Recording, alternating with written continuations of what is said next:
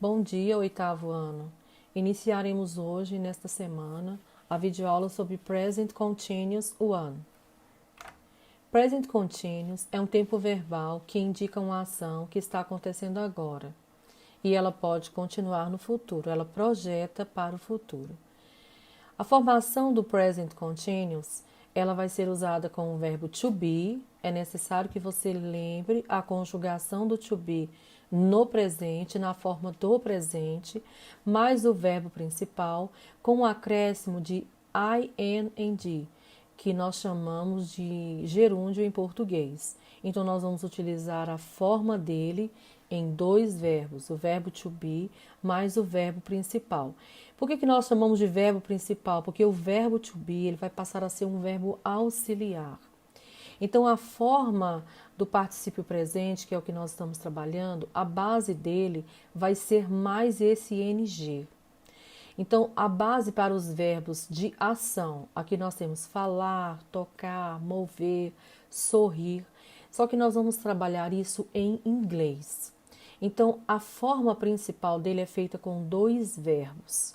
Claro que com todos os acessórios da frase, sujeito, complementos, etc.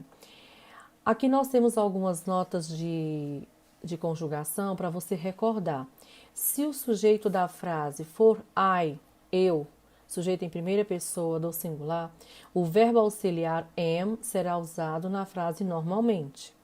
Se o sujeito da frase for terceira pessoa do singular, he, she ou it, ou um substantivo no singular, o verbo auxiliar is, que é conjugado para a terceira pessoa do verbo to be no presente, ele vai ser usado na frase normalmente.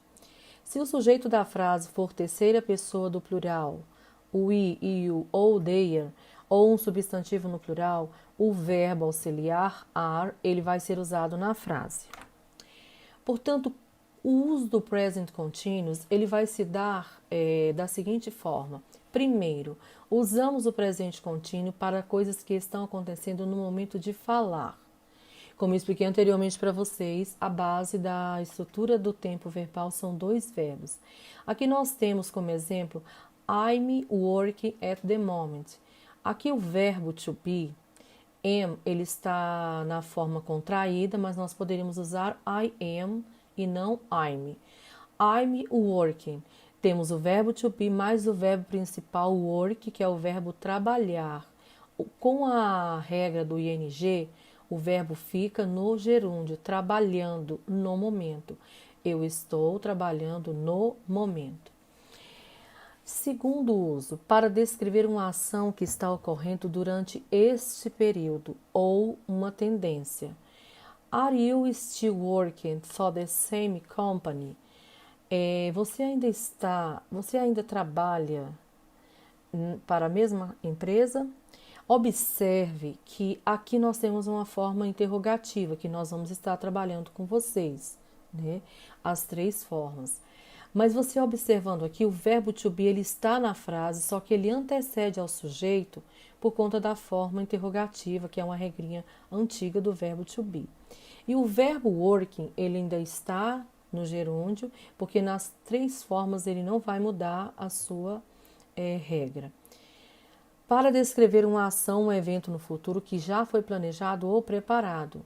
We are going on holiday tomorrow. Vamos sair amanhã de férias. Observe que aqui o sujeito, nós, ele está conjugado com o verbo to be, are, mais o verbo no ing, ok? O verbo go, going, né? Que está na conjugação aí do gerúndio. Também para descrever um evento ou situação temporária. It's raining at the moment. Está chovendo no momento. Então, como nós comentamos anteriormente, o sujeito ele vai ser conjugado com o verbo to be na conjugação do presente mais o verbo principal com ing. Essa é a estrutura. Vamos recordar a conjugação do verbo to be. Para isso você precisa memorizá-la, caso você ainda não tenha aprendido ou recordar o que você aprendeu.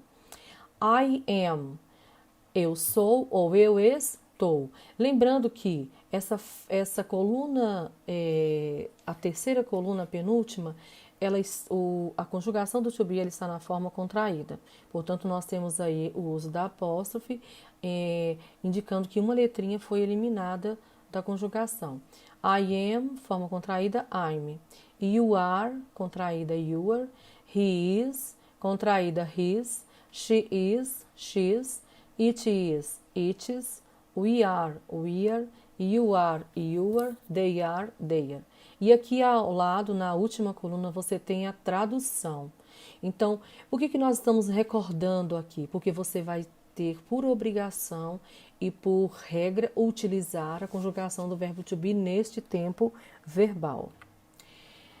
A forma do verbo to be em afirmativa, interrogativa e negative form, nós vamos recordar também. Na forma afirmativa, o verbo to be vem depois do sujeito. Na interrogativa, o verbo to be ele antecede ao sujeito.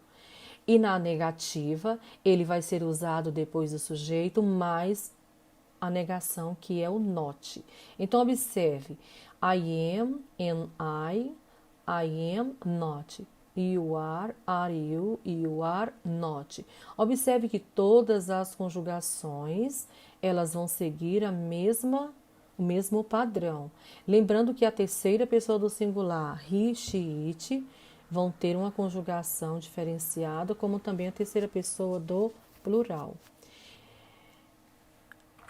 Aqui nós vamos ter, então, a afirmativa, as formas afirmativa e negativa do present continuous. Na forma afirmativa, você vai observar que o verbo to be, ele vem depois do sujeito e ele vai anteceder ao verbo principal com a terminação em ing.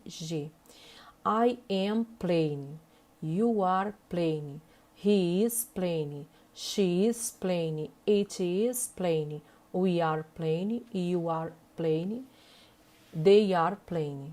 Ficou fora aqui a última conjugação, mas segue o mesmo padrão de conjugação do verbo to be.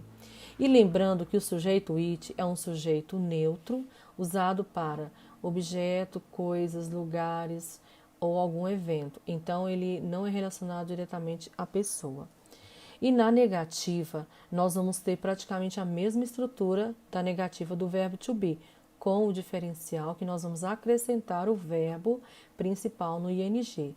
Então, aqui eu tenho I am playing, eu estou jogando. You are not playing, they are not playing. Perceba que toda a conjugação segue para a mesma forma do ing para todas as pessoas. O diferencial aqui foi a conjugação do verbo to be que nós recordamos anteriormente. Lembrando que na tradução fica I am playing, eu estou jogando. I am not playing, eu não estou jogando. Então, nós vamos ter as terminações dos verbos do ing em ando, endo ou indo. Na forma interrogativa, ela vai ter a mesma estrutura da interrogativa do to be. Am I playing? Eu estou jogando. You are playing. Você está jogando. Is he playing? Ele está jogando. Porque você sabe que em inglês, meninos, nós temos que trocar sujeito e verbo de lugar e ainda fazer a entonação. Já em português, fazendo a nossa entonação na voz, nós fazemos a forma interrogativa. Na língua inglesa, não. Então, observe direitinho a forma interrogativa. Bom, meninos, tenham bons estudos e deixarei o slide disponibilizado para vocês, caso vocês queiram anotar essas regrinhas. E uma atividade vai estar na plataforma para você estar respondendo. E na próxima aula nós faremos a correção. Bom dia e tenha bons estudos.